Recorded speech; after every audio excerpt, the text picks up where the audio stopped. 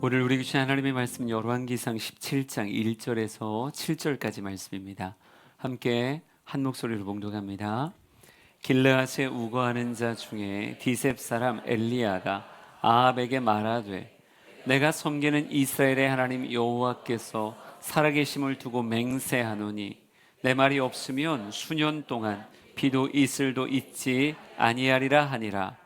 여호와의 말씀이 엘리야에게 임하여 이르시되 너는 여기서 떠나 동쪽으로 가서 요단 앞 그리 시냇가에 숨고 그 시냇물을 마시라.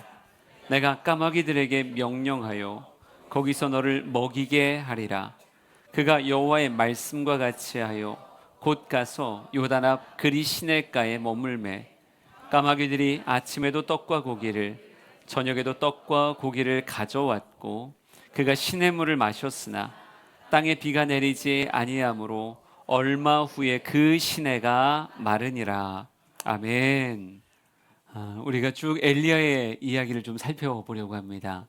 그러기에 여러분이 말씀에 좀 더 깊이 들어오길 원한다면요, 엘리야가 낯설면 안 돼요. 엘리야의 스토리가 익숙해야 되고 그 안에 나를 담은 묵상의 시간으로 설교 시간이 좀 더 깊어져야 되거든요. 그러기에 이 열왕기상 17장부터 펼쳐지는 엘리야의 스토리를 여러분이 쭉 같이 따라 읽어오며 마음속에 그림을 그리고 설교의 자리에 함께 했으면 좋겠습니다. 오늘은 엘리야의 숨바꼭질이라고 하는 제목으로 말씀을 전하려고 하는데요.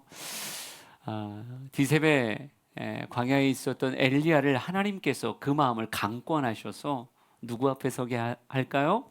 아합과 이세벨이라고 하는 시대의 참 악한 왕이요 왕비였던 그들 앞에 서게 합니다.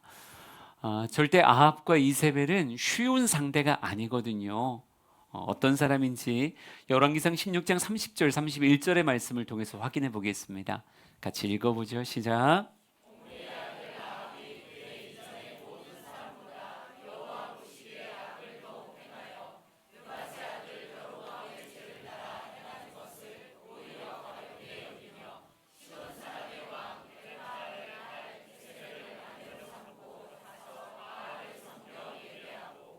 아멘. 오므리 아들 아합이 왕 위에 있을 때 성경은 이렇게 표현하고 있습니다. 여호와 보시기에 악을 더욱 행하였다 이렇게 말하고 있어요. 그러니까 하나님을 무시하는 인생인 거예요. 하나님이 좋아하고 싫어하고 이것에 대해서 아무 관심도 없어요. 하나님이 싫어하는 일을 더욱 행하며 그게 무슨 상관인데? 라고 말하는 사람이 아합이라고 하는 사람이었습니다. 그러기에 성경에 이렇게 써 있어요. 죄를 따라 행하는 것을 가볍게 여겼다 이렇게 말하고 있습니다. 그러면서 더불어 나라의 종교를 바꿔버릴 마음 가지고 이세벨을 통해 바알과 아세라 선지자 850명을 데리고 들어와 여호와의 선지자는 핍박하는 거죠. 우리가 오바댜의 이야기를 통해서도 알지만 50명씩 굴 속에 숨겨두고 선지자들을 먹였다 이렇게 쓰여져 있는데 밖으로 나와서 활동할 수 없을 만큼 공개적으로 여호와의 선지자들을 핍박하는 그런 시대였고 오직 바알의 제사장 아세라의 제사장들이 득세하며 그들이 숭배받던 시대가 아합과 이세벨의 시대라고 말할 수 있습니다. 이런 상황, 그러니까 살기 위해선 굴 속에 숨어 들어가야 되고 살기 위해선 바알의 아세라의 그 앞에 절하며 아합과 이세벨을 따라가야 되는 그 시대에 하나님이 누구를 부르신 거예요? 이 엘리야라고 하는 이 길르앗에 우거하는 디셉 사람의 마음을 하나님이 강하게 푸시하신 거죠. 정말 중심이 불붙는 것 같아서 안 하면 안 될 것 같아서 꼭 가야만 될 것 같아서 그의 걸음을 사마리아 성을 향해 한 걸음 한 걸음 걸어갔던 것입니다. 그곳에 가서 뭐라고 선포했는가? 성경 말씀 보면 이렇게 써 있어요. 내가 섬기는 이스라엘의 하나님 여호와께서 살아계심을 두고 맹세하노니 내 말이 없으면 수년 동안 비도 이슬도 있지 않을 거다 이렇게 외칩니다. 나는 하나님 섬기는 사람입니다 라고 가서 말하라는 거예요. 그리고 내 말이 없으면 수년 동안 비도 이슬도 있지 않을 거다. 여러분 어찌 보면 아합의 나라를 공개적으로 저주하라 하는 그런 말입니다. 농경사회였던 그 시절에 비도 이슬도 내리지 않으면 농작물 다 타 죽는 거예요. 그럼 어떤 결실도 맺을 수 없는 일인데 이런 일이 내 말을 따라 이 나라에 수년 동안 있게 될 것입니다 라고 하는 말을 선포하라 라고 이야기하니 여러분 엘리야가 아합 앞에 나가는 그 걸음이 가벼울 수 있을까요? 아니요, 진짜 무거웠을 거예요. 예. 디셉을 떠나 사마리아 성까지 가는 그 걸음이 절대 가볍지 않았을 겁니다. 산다고 생각하면 못 가는 거예요. 살겠다고 생각하면 그 걸음 갈 수 없어요. 살겠다고 생각하면 굴 속에 들어가야 되는 거예요. 그런데 왕궁으로 나아간다는 건 어찌 보면 엘리야는 순교자의 마음을 가진 거예요. 가서 죽겠다. 이 말 선언하고 죽겠다. 나 하나님 섬기는 사람입니다. 하나님 살아계십니다. 내 말 있지 않고는 하나님이 이 땅을 저주하셔서 비도 이슬도 내리지 않을 겁니다 라고 선포하고 그냥 거기서 끝나겠다 이 마음 가지고 갔을 거예요. 여러분 한번 머릿속에 이 열왕기상 17장의 이야기를 한번 쫙 떠올려 보고 상상해 보세요. 왕이 앉아있죠. 왕비인 이세벨도 앉아있어요. 아합과 이세벨의 복장이 얼마나 화려할까요? 아주 높은 보좌, 이 권력을 높낮이 차이에서 만들거든요. 그러니까 높은 곳에 보좌를 만들어 놓고 아합과 이세벨이 아주 거들먹거리면서 그 자리에 앉아 있는 거예요.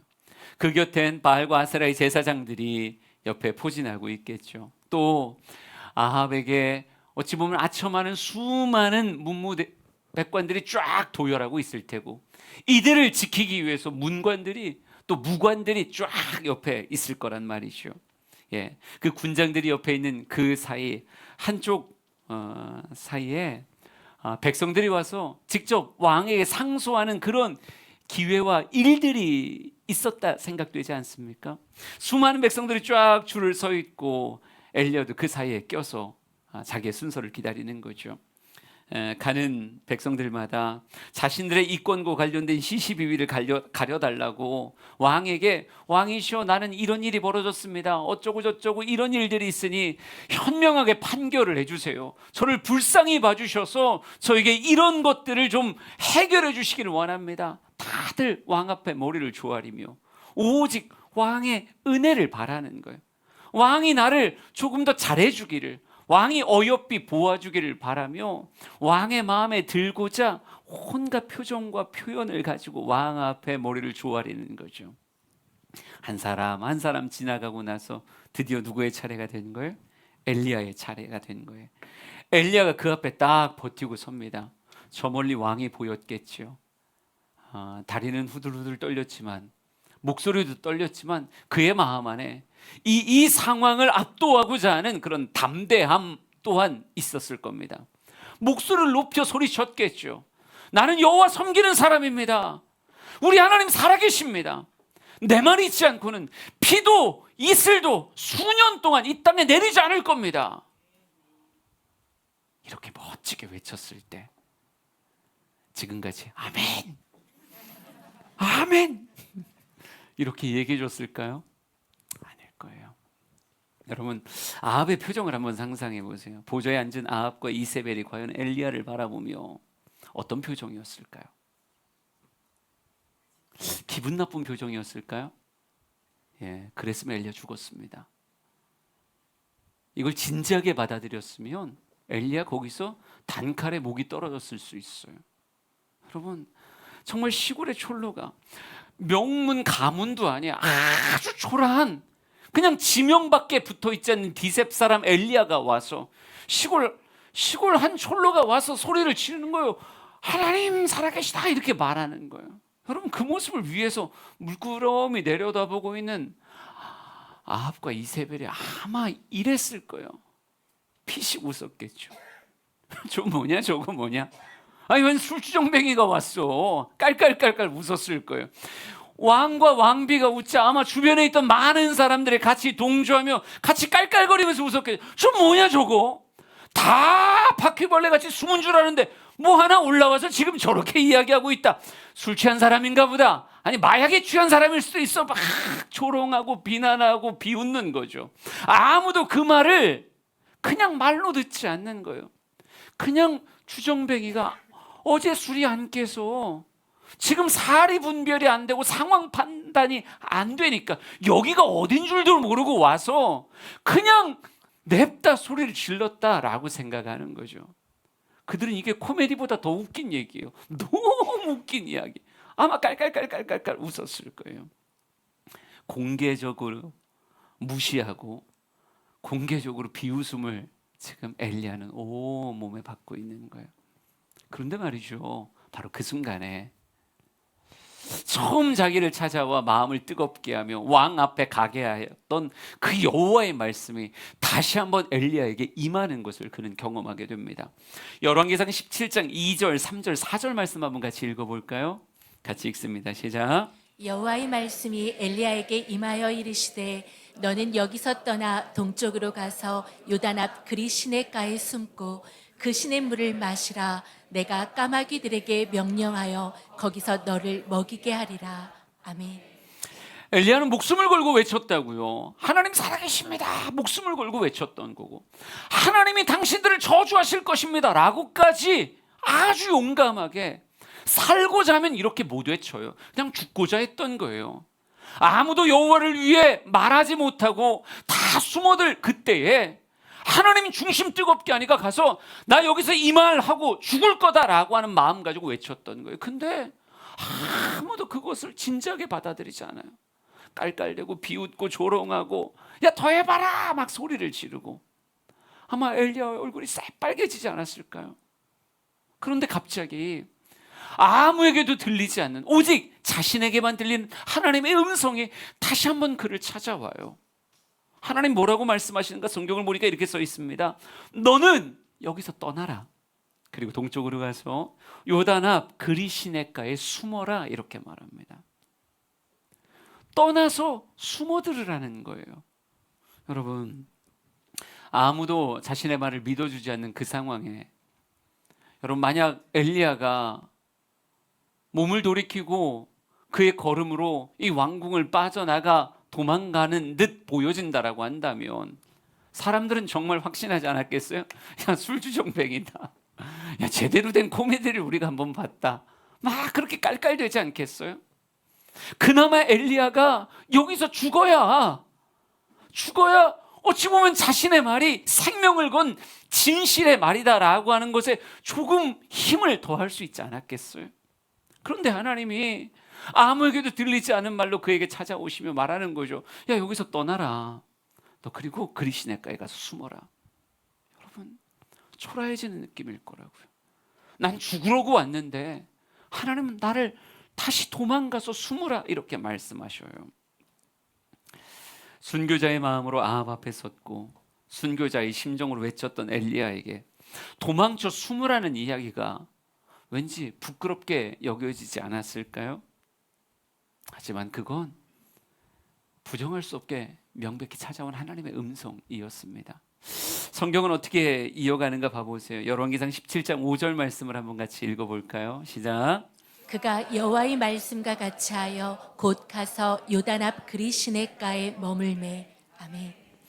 성경 보면서 놀라는 건요, 분명히 얼굴이 화끈거리고 여기서 물러날 수 없다라고 하는 생각이 분명히 그를 사로잡았을 것 같은데, 뭐 제대로 믿어주고 위협으로 느끼고 저주같이 느꼈으면 그나마 돌아서는 마음이 후련하기도 하겠지만, 모든 사람이 깔깔거리면 아무도 믿어주지도 않고 무게감이 실리지도 않는 거예요. 그냥 난 시골의 미치광이처럼 그들이 취급하는 거예요. 근데 여기서 돌아서 여기서 숨어 들어가요? 그럼 그걸 시인하는 것밖에 안 되는 것처럼 느껴졌을 텐데. 그런데 엘리야의 위대함은 뭐냐면요, 그렇게 하나님 말씀 찾아오니까 그 낄낄대는 웃음소리를 들으면서도 돌아서더라고요. 그리고 황급히 그 왕궁을 빠져나와 꼭 숨는 것 같이 그리 시냇가로 찾아 들어갔다라고 하는 거죠. 여기서 느낄 수 있는 게 있었어요. 선지자는 과연 어떤 사람이 진짜 하나님이 사용하시는 선지자인가? 선지자는요, 내 생각대로 살아가는 사람이 아니라 철저히 하나님 말씀대로 살아가는 사람이 선지자구나라는 생각. 그렇죠. 엘리야의 위대함은 아합 앞에 선다는 것, 이 사실이 아니라 하나님의 말씀을 따라간다는 거더라고요. 아합 앞에 서는 것도 그리 시냇가로 가는 것도 전부 다 엘리야를 움직이는 동력은 뭐였는가? 그를 찾아왔던 말씀이었어요. 하나님의 말씀이 가라 하시니까 간 거고, 하나님의 말씀이 숨으라 하시니까 숨어 들어갔던 거예요. 여러분, 그는 철저히 자신의 생각대로 움직이는 게 아니라 주신 말씀대로 움직이고 있다고요. 그게 누구예요? 그게 선지자예요. 그게 누굽니까? 그게 성도입니다. 그게 하나님의 백성들의 어찌 보면 삶의 특징인 거예요. 주님 가라 하시면 가고, 주님 멈추라 하시면 멈추는 거죠. 우리 많이 불렀던 찬양 가운데 주님 말씀하시면 내가 나아가리라, 주님 뜻이 아니면 내가 멈춰서리라 라고 하는 찬양이 있어요. 찬양을 부르는 게 과연 어려울까요? 아니, 하나도 어렵지 않아요. 그냥 곡조에 맞춰서 가사로 부르는 찬양은 하나도 어렵지 않습니다. 그런데 이미 이 가운데는 그렇게 살아간다는 게 생각보다 절대 쉽지 않다는 걸 아는 사람들이 있을 거예요. 주님 말씀하시면 내가 나아가겠습니다. 이게 얼마나 어려운 건지, 주님 뜻이 아니면 내가 멈춰서겠습니다. 이게 얼마나 어려운지. 찬양 부르는 건 쉬운데 그렇게 살아가는 건 어려워요. 왜 그럴까요? 이사야 55장 말씀을 통해서 그 해답을 찾아보죠. 8절과 9절입니다. 시작. 이는 내 생각이 너희의 생각과 다르며 내 길은 너희의 길과 다름이니라. 여호와의 말씀이니라. 이는 하늘이 땅보다 높음같이 내 길은 너희의 길보다 높으며 내 생각은 너희의 생각보다 높음이니라. 아멘. 네. 왜 그렇게 살아가는 게 어려운 거예요? 너무 심플하게 성경은 이렇게 써 있어요. 내 생각이 너희의 생각과 다르다, 이렇게 써 있어요. 이것 때문에 어려운 거예요. 신앙생활 제대로 한다는 건요, 정말 어려운 일입니다. 쉽지 않아요. 왜? 내 생각과는 다른 하나님의 생각을 쫓아야 되기 때문에 그래요. 성경은 말합니다. 하늘이 땅보다 높음같이 나의 길은 너희의 길보다 높으며 나의 생각은 너희의 생각보다 높다, 이렇게 말하고 있어요. 우리가 땅바닥에 붙어있는 인간이 저 높은 하늘을 바라볼 때, 야, 하늘이 참 높다, 구름이 참 높은 곳에 있다 생각되잖아요. 손을 아무리 뻗어도 구름에 손이 닿을 것 같지 않고, 저 해와 달과 별에 내 손이 닿지 않을 것 같은데, 그만큼 큰 간극이 있는 것이 땅과 하늘인데, 성경은 말합니다. 내 생각은 너희의 생각과 다르다. 꼭 땅과 하늘이 정말 다른 것 같이 이렇게 내 생각이 높다, 이렇게 말씀하세요. 그러니까 신앙생활을 제대로 하겠다라고 고백하면 뭐와 끊임없이 싸워야 되는 거예요? 내 생각하고 싸워야 되는 거예요. 이게 어찌 쉽겠어요? 쉬운 건 뭐가 쉬운 거예요? 자기의 소견에 옳은 대로 사는 게 쉬운 거예요. 그냥 하나님 믿는다라고 말해놓고 보험같이 천국은 가야 되잖아요. 그러니까 하나님 믿는다고 말해놓고 실제로는 자기의 소견에 옳은 대로 신앙생활하는 건 하나도 어렵지 않아요. 내가 오늘 성경 읽고 싶으면 성경 읽는 거고, 내가 오늘 교회를 가고 싶으면 가는 거고, 오늘 왠지 컬컬한데 가기 싫으면 안 가면 되는 거고, 아니, 교회보다 더 좋은 맛을 보장하는 어떤 음식점에서 여러분을 청하면 기꺼이 거길 가는 거예요. 왜? 내 소견에 옳은 그 길을 따라 걸어가는 신앙생활은 하나도 어렵지 않아요. 그런데 문제는 뭐예요? 제대로 신앙생활하는 게 어려운 거예요.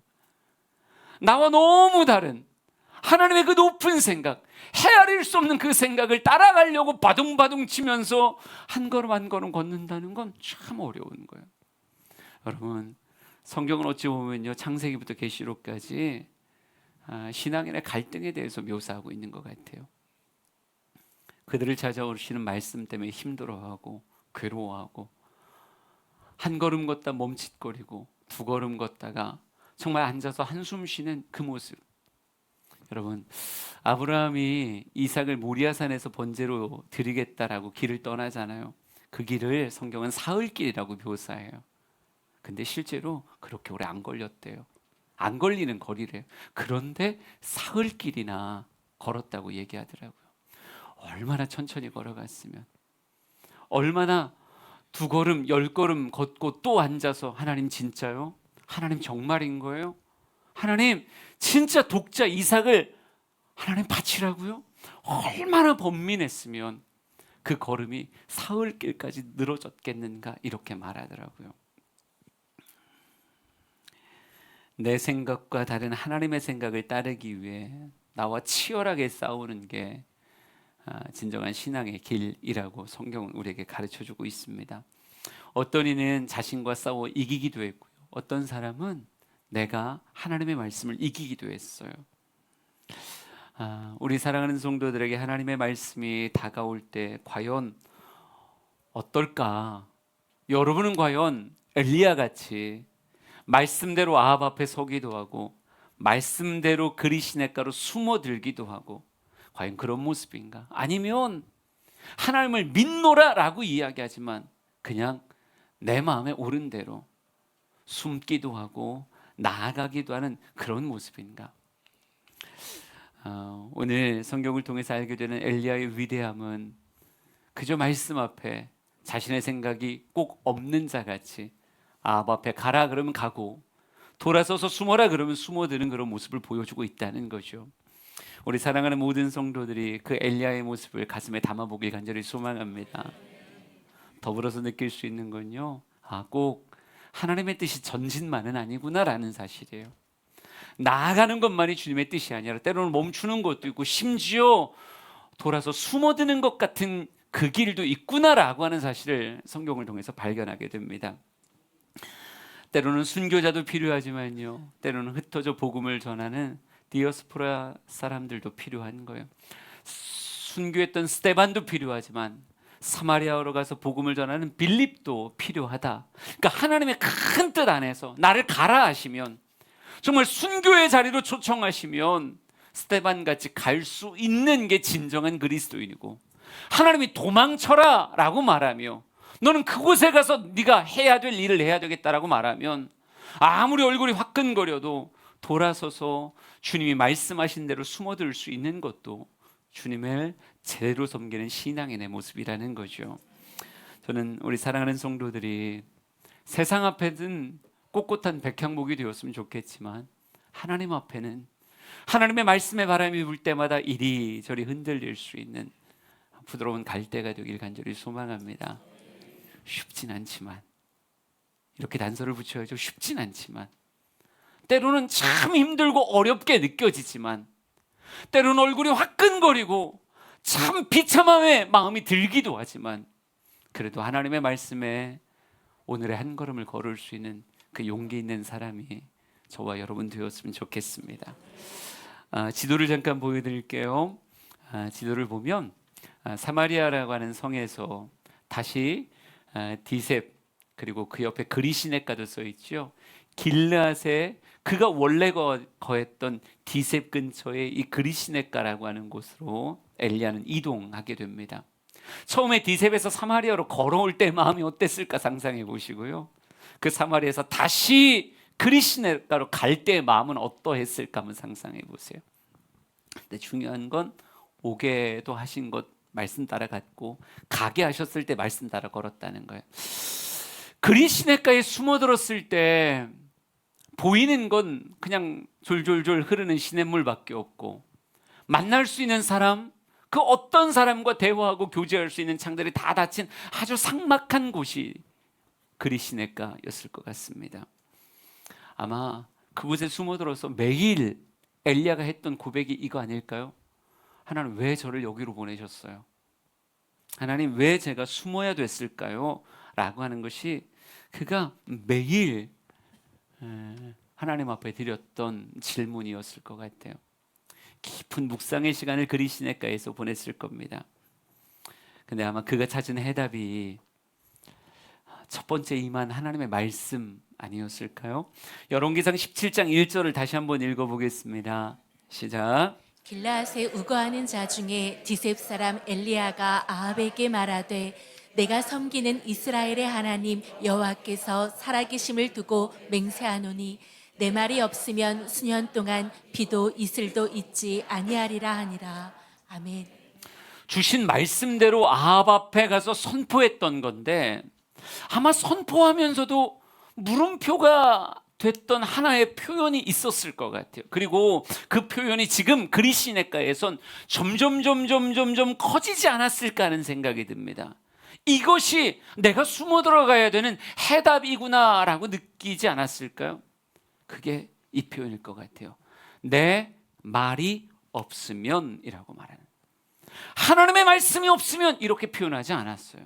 내 말이 없으면 수년 동안 비도 이슬도 있지 아니하리라.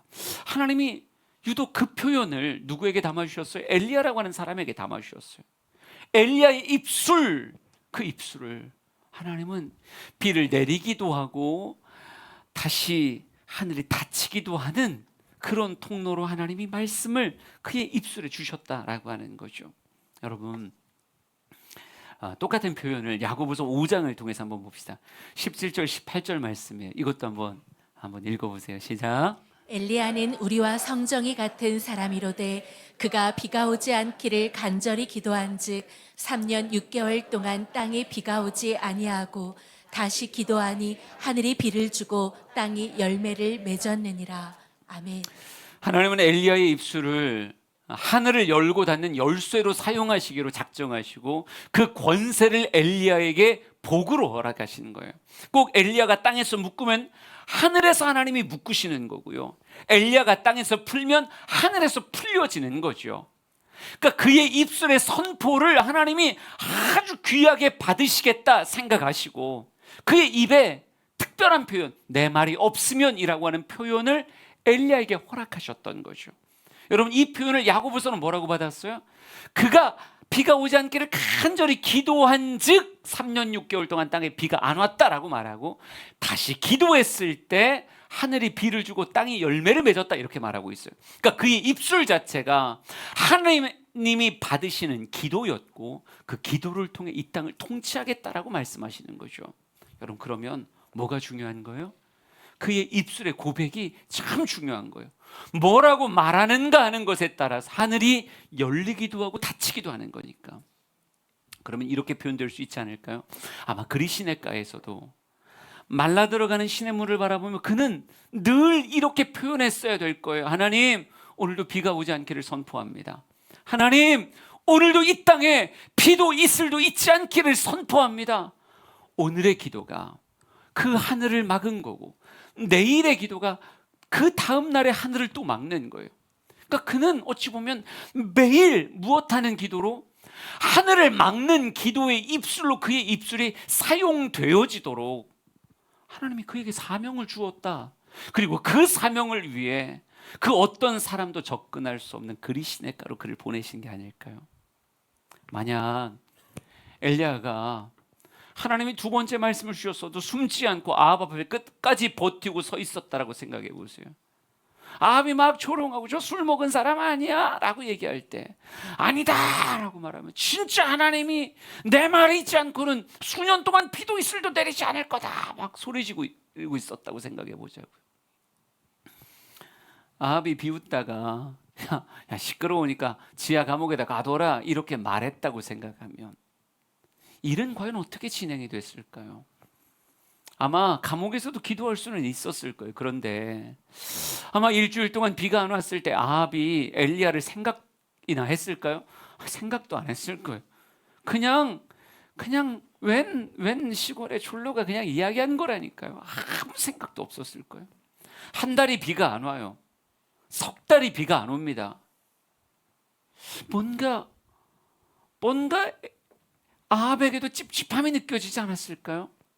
물론 아합은 바알을 믿고 아세라를 믿는 사람이니까 당연히 바알과 아세라의 제사장들을 다 불러서 기우제를 드리고 막 난리 법석을 떨었겠죠.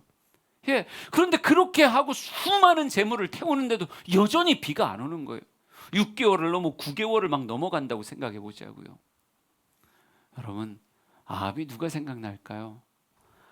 이 땅을 저주했던 그 사람, 그 엘리야가 생각나지 않을까요? 내 말이 없으면이라고 말했습니다. 그의 입술이 열쇠입니다. 왕이시여. 옆에서 이야기하는 사람들이 있지 않았을까요?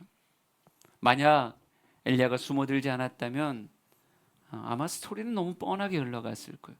당장 엘리야를 불러와라. 그리고 그 입을 줄이를 틀어서라도 그 입을 열어라.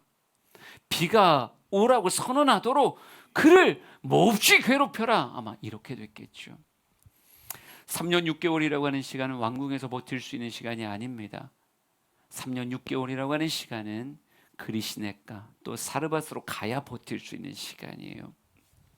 하나님은 지금 그에게 그의 입술을 통해 이 땅의 하늘을 닫을 위대한 사명을 실현하고자 오직 하나님만 독대할 수 있는 곳, 아합의 손이 미치지 않고 하나님의 말씀대로만 그의 입술을 사용할 수 있는 곳, 그 그리시네가로 하나님은 숨게 하셨던 거죠. 여러분, 하나님은 때론 세상의 손이 닿지 않게 하기 위해서 오직 하나님의 손만 닿게 하기 위해서 우리를 숨기실 때가 있고 우리를 낮추실 때가 있어요. 저는 여러분이 이걸 묵상할 수 있었으면 좋겠습니다. 하나님이 나를 세상 사람들의 시선 앞에 두는 것이 아니라 나를 그곳에서 내려 오직 하나님만 바라보게 하는 아주 은밀한 곳으로 나를 낮추시고 숨기실 때가 있단 말이에요. 여러분, 초라해 보여도 그곳에서 하나님만 독대하고 살아남아 있는 게 무엇일 수 있어요? 지금 내가 해야 되는 삶의 사명일 수 있다는 얘기예요. 에스겔 16장 6절 되게 유명한 표현인데 이 표현을 아마 엘리야는 가슴에 담고 있지 않을까 하는 생각을 그냥 한번 해봤습니다. 한번 선포하듯 읽어볼까요? 시작. 내가 내 곁으로 지나갈 때 내가 피투성이가 되어 발짓하는 것을 보고 내게 이르기를 너는 피투성이라도 살아있으라. 다시 이르기를 너는 피투성이라도 살아있으라 하고. 아멘. 엘리야에게 주님께서 원하시는 건요, 초라해도 거기서 살아남아 있는 거예요. 왕궁에서 멋지게 순교하는 게 아니라 하나님은 너무 초라하죠. 시냇가에 물을 떠먹고 까마귀가 전해주는 음식을 먹으며 오늘 하루하루를 그냥 연명하듯 살아가고 있는 그 삶이 너무 세상 사람 보기엔 초라하지만 지금 하나님이 원하시는 건 뭐예요? 그렇게라도 살아남아 있는 거예요. 그렇게라도 살아남아서 오직 하나님에게만 기도하며 하늘을 닫아 하나님의 살아계심을 이 땅 전부에 극심한 가뭄으로 보여주는 게 하나님이 원하시는 거라고요. 그러기에 하나님은 이야기할 거예요. 초라하지만 살아남으라. 그리시네가에서 살아남으라. 먹을 마실 물도 없는데 여러분, 목욕할 물이 어디 있겠고 씻을 물이 어디 있겠습니까? 너무 꾀죄죄하고 초라하겠죠. 까마귀가 토해주는 음식이 어찌 그의 배를 부르게 할 수 있겠습니까? 산다는 게 너무 구차해 보일 수 있어요. 그러나 그가 살아있는 것 자체가 하나님께 의미가 된다니까요. 살아있는 것 자체가 이 아합의 세상에 던지는 엄청난 메시지가 된다니까요. 그러니까 하나님 뭐라고 말씀하시는 거예요? 피투성이라도 살아있으라.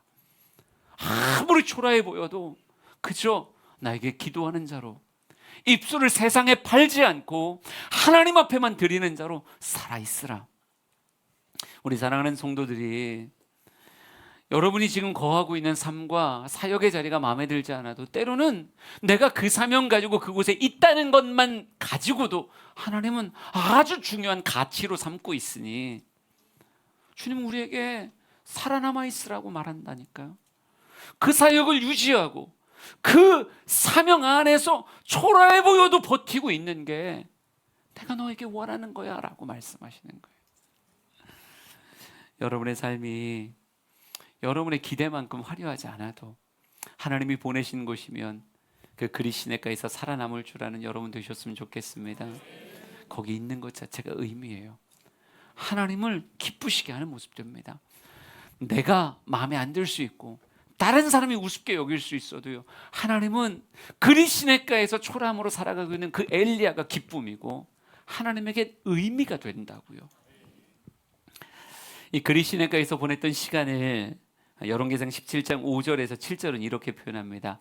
한번 같이 읽어보세요. 시작. 그가 여호와의 말씀과 같이 하여 곧 가서 요단 앞 그리시네가에 머물매 까마귀들이 아침에도 떡과 고기를 저녁에도 떡과 고기를 가져왔고 그가 시냇물을 마셨으나 땅에 비가 내리지 아니하므로 얼마 후에 그 시내가 마르니라. 아멘.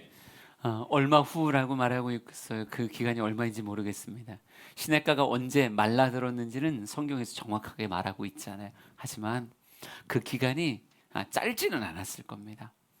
그 짧지 않는 근 시간 동안 그가 무엇하며 보냈는가 봤더니요, 성경은 이렇게 써 있어요. 까마귀들이 아침에도 떡과 고기를, 저녁에도 떡과 고기를 가져왔다. 그가 시냇물을 마셨다. 이렇게 말하고 있어요. 여러분, 그리 시냇가에서 오직 그가 할 수 있는 것이라곤 하늘을 바라보며 기도하는 것인데, 그의 기도에 아주 큰 두 개의 내용이 있지 않겠어요? 첫 번째는 야고보서가 말하는 것 같이 간절히 기도하며 비도 이슬도 이 땅에 내리지 않게 하는 기도, 그게 첫 번째 기도일 거예요. 하나님, 비 내리면 안 됩니다. 하나님 말씀하신 대로 이 땅에 정말 이슬조차 있으면 안 됩니다. 하나님, 이 시내가 마르게 하소서, 이런 기도를 드렸을 테고, 또 하나의 기도는 피투성이라도 살아남으려면, 그 그리 시내가에서 살아남으려면 뭐가 있어야 돼요? 양식의 공급이 있어야 돼요. 근데 하나님은 이렇게 말했어요. 까마귀를 통해 먹이겠다. 여러분, 까마귀는 훈련되지 않는 새잖아요. 비둘기는 훈련이 되는 새지만 까마귀는 훈련이 되지 않는 새입니다. 근데 그 까마귀가 아침에 나타나야 밥을 먹는 거고, 그 까마귀가 저녁에 나타나서 무언가를 떨고 주어야 내가 먹고 사는 거예요. 누군가 이렇게 말하더라고요. 그는 아침 저녁 간절히 하나님 앞에 일용할 양식을 위해서 기도할 수밖에 없었을 거라고. 비 오지 않게도 기도해야 되는데 무엇을 위해서도 기도해야 되는 거예요? 먹고 사는 걸 위해서도. 까마귀가 던져주는 아주 초라한 음식, 그걸 위해서도 간절히 기도해야 되는 거예요. 누군가 이렇게 말하더라고요. 그리 시냇가는 훈련의 장소다. 어떤 훈련? 철저한 기도의 훈련. 철저한 기도의 훈련. 하나님의 말씀대로 이루어짐을 온 몸으로 삶으로 확증하는 아주 깊은 기도의 훈련의 장소. 기도해야 아침을 먹을 수 있고, 기도해야 저녁을 먹을 수 있고, 기도해야 오늘도 말라가는 시냇물을 볼 수 있는, 내게 주신 말씀대로 실제로 기도하여 응답을 얻는 철저한 훈련의 장소가 그리 시냇가였다. 이렇게 말하더라고요. 여러분, 하나님은 엘리야에게 훈련의 시간을 요구하셨습니다. 훈련의 시간이었어요. 왜 그랬던 걸까요? 이렇게 말할 수밖에 없어요. 여기가 끝이 아니거든요. 하나님의 큰 그림, 하늘이 땅보다 높음같이 내 생각은 너희의 생각보다 높다라고 말했을 때, 엘리야라고 하는 사람을 사용하실 하나님의 꿈은 여기가 끝이 아니라 더 큰 세상을 하나님 바라보고 있거든요. 신명기 8장의 말씀이 비유가 될 수 있을 것 같습니다. 8장 2절 3절 우리 마지막으로 읽어볼 거예요. 같이 읽습니다. 시작. 내 하나님 여호와께서 이 40년 동안에 내게 광야 길을 걷게 하신 것을 기억하라. 이는 너를 낮추시며 너를 시험하사 내 마음이 어떠한지 그 명령을 지키는지 지키지 않는지 알려 하심이라. 너를 낮추시며 너를 줄이게 하시며 또 너도 알지 못하며 내 조상들도 알지 못하던 만나를 내게 먹이신 것은 사람이 떡으로만 사는 것이 아니요 여호와의 입에서 나오는 모든 말씀으로 사는 줄을 내가 알게 하려 하심이니라. 아멘. 하나님께서 광야 시간 동안 그를 낮추시고 그들을 시험하신 이유가 무엇입니까? 진정한 하나님의 백성으로서의 가나안의 정복자가 되게 하시기 위한 철저한 훈련의 시간이었어요. 떡으로만 사는 게 아니라 여호와의 입에서 나오는 모든 말씀으로 사는 거구나, 이걸 알게 하시기 위한 그런 시간이 광야의 시간이었어요. 지금도 마찬가지라고 생각합니다. 엘리야에게 있어서 그리 시냇가는 기도하지 않으면 살아갈 수가 없는 그 철저하게 하나님 앞에 의존되어진 그 시간은 말씀대로 되어지는구나. 그리고 하나님이 내 삶을 책임지시는구나. 나의 주관자가 아합이 아니라 이세벨이 아니라 철저하게 하나님이 나의 주관자이구나 라고 하는 걸 훈련받는 시간이 아니었을까요? 하나님은 그를 공개적인 훈련의 장소로 부르셨고, 그 훈련의 장소를 통해 이제 아합 앞에 초라한 시골의 촐로가 아니라 아합 앞에 여호와의 선지자로서 갈멜산에서 버티고 서서 대결할 수 있는 불의 선지자로 만드시는 그런 기간이 그리시네가의 기간이었다고 생각합니다. 이 그리시네가는 어찌 보면 철저한 말씀 훈련의 시간이었고 기도 훈련의 시간이었다고 생각해요. 왜? 하나님의 큰 꿈을 위해서.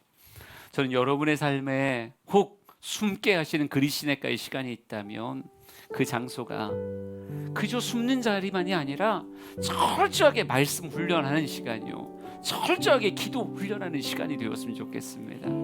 그 시간을 허락하시는 이유를 여러분이 깨닫고 제대로 훈련한다면요, 여러분 거기가 끝이 아니에요. 사람들의 시선에 피해서 까마귀가 던져주는 음식 먹고 사는 거기가 끝이 아니라고요. 스테이지가 바뀌면 어떻게 되는 거예요? 850명의 바알과 아세라 선지자, 정말 왕궁에서 좋은 옷 입고 호의호식했던 그 모든 이 세상의 선지자들을 한순간에 정리해버리는 위대한 불의 선지자 엘리야로 하나님이 사용하시는 그곳으로 하나님이 이끌어 가신다고요. 여러분의 삶도 마찬가지입니다. 엘리야를 읽게 하시고 묵상하게 하시는 뜻이 있다고 생각합니다. 저는 우리 사랑하는 성도들이 하나님 앞에 쓰임받는 이 땅의 삶을 살았으면 좋겠어요. 각양의 처소마다 하나님은 여러분을 빛으로 사용해서 기가 막히게 쓰길 원하시는데, 쓰여지기 위해서 뭐 해야 된다고요? 때로는 아주 적막한 곳에서 훈련하셔야 된다니까요. 말씀 훈련되고 기도 훈련되고 철저하게 사람의 떡으로만 사는 게 아니라 하나님 입에서 나오는 말씀으로 사는 거구나. 내 인생 내가 책임지는 게 아니구나. 하나님 까마귀로 통해서라도 나를 챙기시고 먹이시고 나의 삶을 이끄시며 하나님이 내 삶 책임져 주시는 거구나. 이거 알아야 세상의 아합 이세벨에 흔들리지 않는 진짜 멋진 선지자로 이 땅의 삶을 살아가는 거예요. 오늘 이 말씀이 여러분에게 자신의 이야기로 다가오길 원하고요, 여러분의 삶으로 묵상하며 연결되어지길 주시고 축복합니다. 우리 찬양하며 하나님 앞에 나아갑니다. 내 눈 주의 영광을 보내, 내 눈 주의 영광을 보내. 우리 가운데 계신 주님, 그 빛난 영광, 그 빛난 영광 하늘 덮고 그 찬송 온 땅 가득해. 내 눈 주의, 내 눈 주의 영광을 보내. 찬송 가운데 서신 주님,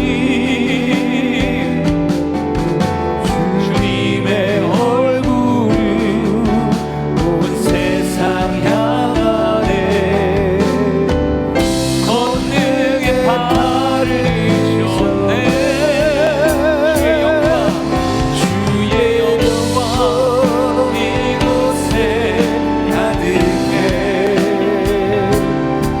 우리